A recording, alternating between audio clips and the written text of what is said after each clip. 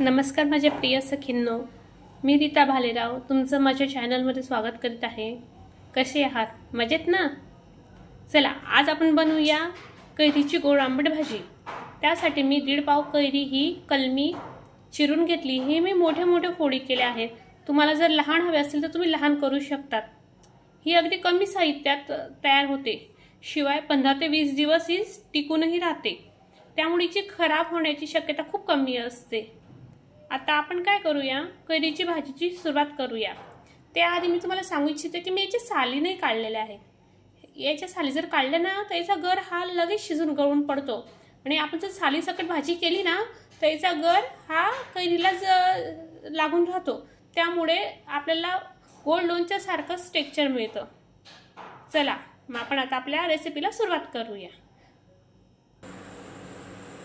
मी कढई तापत ठेवली आहे, त्यात मी 2 पळी तेल टाकले। आता आपण जिरे टाकूया। जिऱ्याला तळतळी आली चांगली। थोडंसं लसणाचं पेस्ट जे मी जाडसर करून घेतलं आहे।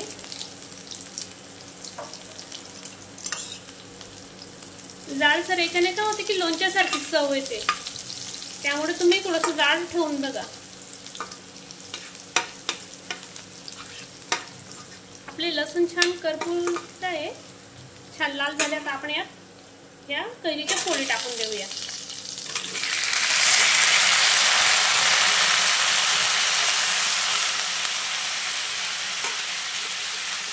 कैरी मी आधीच धुवून चिरून घेतली होती, तुम्हीही धुवून चिरून घ्या। त्याच्याने त्याच्यावरती लागलेला चीक किंवा धूळ माती ही सगळी निघून जाते। याला आपण 5-1 मिनिटं असं छान परतून घेऊया।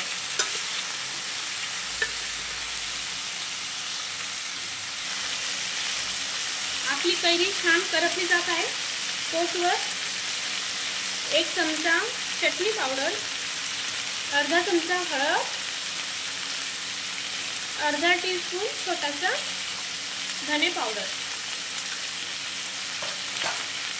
यात आपण मिक्स करून घेऊया।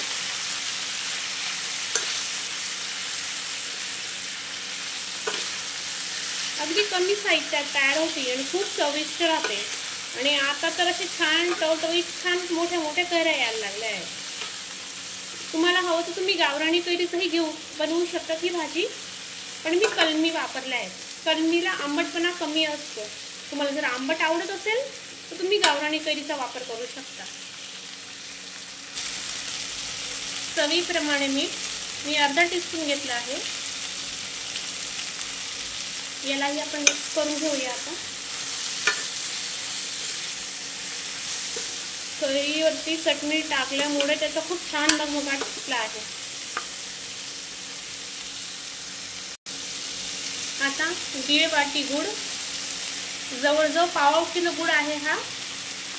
तुम्हाला गोड आवडत असेल तर तुम्ही जास्त गुळ घेऊ शकता, पण हे प्रमाण बरोबर आहे। 1.5 पाव कैरीला पाव किलो गुळ पुरेसा होतो।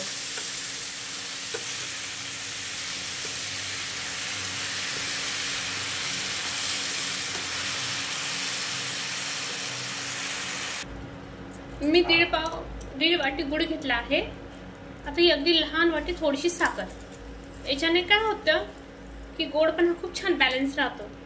एकदा नक्की ट्राय करून बघा।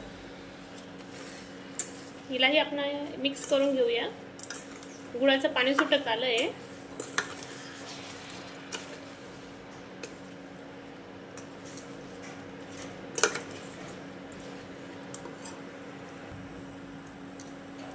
आता अगदी थोडंसं पाणी, बस भरपूर। हे थोडं मी टाकत आहे कैरी खाली लागू नये म्हणून, नाहीतर कैरीचंही पाणी सुटणारच आहे। आपल्याला ही छान मऊसर शिजून घ्यायची आहे। आता आपण काय करूया, आपल्या कैरीला 15 ते 20 मिनिटं छान वाफेवर शिजू देऊया, कमी मंद आचेवर। मग आपली रेसिपी तयार असेल।